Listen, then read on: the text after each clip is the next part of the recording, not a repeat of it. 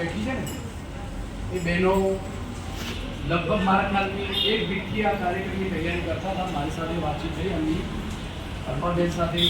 એક નાનો સરખો એનો પરિચય આપું. બેન દેખાય છે બિલકુલ સિમ્પલ સાદા દેખાય છે. બેનનું કામ બહુ ઊંચું કામ છે, બહુ મોટું કામ છે.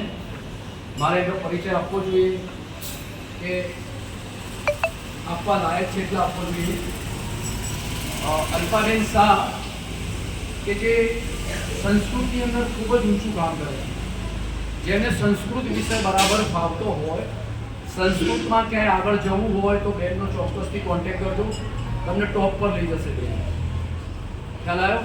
એટલે સંસ્કૃતના બહુ એક સારા એવા વિદ્વાન ટીચર છે પોતે, અને એનો એક સારો એવો એમનો પોતાનો ક્લાસ અને બધું સરસ મજાનું કામ ચાલે છે. ઓર્ડી ડિવાઇનના પ્રભુ છે અને એમની હોસ્પિટલ એટલે હોમિયોપેથિક દવાખાનું અહીંયા 3 હનુમાનની સામે છે. હું પોતે જ કહી દઉં છું કે કોઈને આવા પરિવારમાં ક્યાંય એવી તકલીફ હોય તો ચોક્કસ મને કોન્ટેક્ટ કરજો. હું સર પાસે ત્યાં લઈ જઈશ. તમારી ફી પણ નહીં આપવી પડે ત્યાં, બરાબર ને? કોઈને ક્યાંય એવી તકલીફ હોય ચોક્કસ મને કોન્ટેક્ટ કરજો, આપણે સર સાથે જઈશું, સરને મળવા માટે જઈશું. જો કે ભગવાન તકલીફ ન પડવા દે, પણ હોમિયોપેથીનું દવાખાનું સારામાં સારું ડૉક્ટર જયેશભાઈ સારું છે. મારે વાત એટલા માટે કહેવી પડે કે એક સારું એવું પોતે સરસ મજાનું કામ કરે છે. કાંતાબેન પટેલ છે, એ પણ બહુ ઊંચું કામ કરે છે. બીજેપીના સદસ્ય છે, પ્લસ એમના સોશિયલ પટેલ સમાજની અંદર પણ બહુ ઊંચું એવું કામ કરે છે. એમને સારા એવા સમાજની અંદર એમના સમાજના બહુ સારા એવા હોદ્દા પર પોતે કામ પણ કરે છે. પ્લસ મારી સાથે બેન સરોજબેન છે, એ પણ એમના સંલગ્ન રોટરી ડિવાઇનની અંદર સારું એવું કામ કરે છે. એટલે બહેનો બધી બહુ સારું કામ કરે છે. મારે પરિચય એટલા માટે આપવો પડે કે આપ એમને ઓળખી શકો. મને તો બધા ઓળખો છો? કેટલા જણા ઓળખે છે? બરાબર, સરસ, વેરી ગુડ. જોરદાર તાળી પાડી દઈશું આપણે.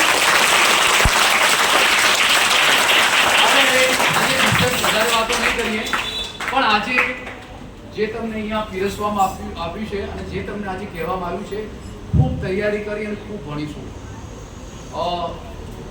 ડીસા શહેરની અંદર પ્રાઇમરી સ્કૂલની અંદર મારી સ્કૂલના એટલે બ્રાન્ચ સ્કૂલના બાળકો ખૂબ જ તેજસ્વી અને વિદ્વાન બાળકો છે.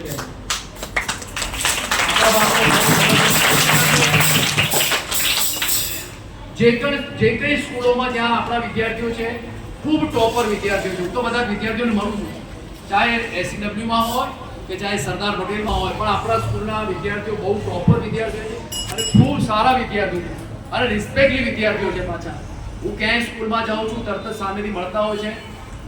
જોકે એમને મને મળીને પાછા પગે પણ લાગતા હોય છે. કેવું પડે છે એટલે ગુરુ મળે કે આપણે મળવું તો જોઈએ જ ને. વિશેષ આજે હું કાલની એક સરસ મજાની વાત કરું.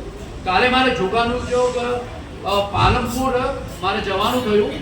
મારે એક વિદ્વાન ટીચર કે જે એમનું નામ હું પહેલા ઘણા સમય પહેલા મળ્યો હતો, પણ કાલે હું એમનું નામ સાંભળ્યું તો મને નવાઈ લાગી. એમનું નામ હતું એમની અટક હતી, હાથી અટક હતી. હાથી કોલેજના પ્રોફેસર, ભૂતપૂર્વ પ્રોફેસર, હા, ડોક્ટર MBR સાહેબ. કાલે સરને મળ્યો. એટલા બધા વિદ્વાન સર, નિવૃત્ત સર હતા અને એટલા બધા મને જોયા પછી તો એટલા બધા ખુશ થઈ ગયા. એમની સાથે હું અડધો કલાક બેઠો. એમને સરસ મજાની એજ્યુકેશનની ખૂબ સરસ મજાની વાત કરી. એટલે આવા ગુરુઓ ક્યાંક ઓછા મળતા હોય છે, બરાબર? એટલે આપણે અહીંના જે તમારી પાસે બેઠેલા ગુરુઓ જે છે, તમારી પાસે બધા PhD અને સારા એવા વિદ્વાન ગુરુ છે. આપણે એમનો ચોક્કસથી તકલીફનો એમનો લાઈફ લઈને આપણે ખૂબ ભણીશું અને આ તમારો ગોલ નક્કી કરવાનો. જીવનમાં તમે અત્યારથી એક ગોલ નક્કી કરજો કે મારે આ કામ કરવું છે, મારે આ બનવું છે. સરે કાલે એવી બધી વાત કરી મને સાહેબ, ચિંતાવાળી વાત કરી કે કોઈ પણ છોકરાને આપણે પૂછીએ કે ભાઈ તારે આગળ શું કરવું છે, એટલે તરત સાહેબ એ છોકરાઓ પૂછે કે ભાઈ મારે ડૉક્ટર બનવું છે, મારે આ બનવું છે. ડૉક્ટર સિવાય કંઈ વાત જ કરતા નથી. કંઈ બીજું આગળનું કોઈ એચિવમેન્ટ મેળવવું નથી કે ચાલો મારે એ કંઈક નવા શૈક્ષણિક વિભાગની અંદર જઈને મારે આગળ ટોપર જવું છે, એવી કંઈ વાત કરતા નથી. કોઈ કે મારે CA બનવું નથી, કોઈ એવી વાત નથી કરતા. ફક્ત ડૉક્ટરવાળી વાત કરે છે. સર એવી વાત કરી કે આપણે નવું કંઈક શિક્ષણ ક્ષેત્રે મેળવી આગળ વધવાની આપણે પ્રયત્ન કરીશું. ઘણી બધી વાતો કરવાનો ટાઈમ છે, આપણે પછી વાત કરીશું. ચલો, થેન્ક યુ વેરી મચ. જય શ્રી રામ, જય શ્રી રામ.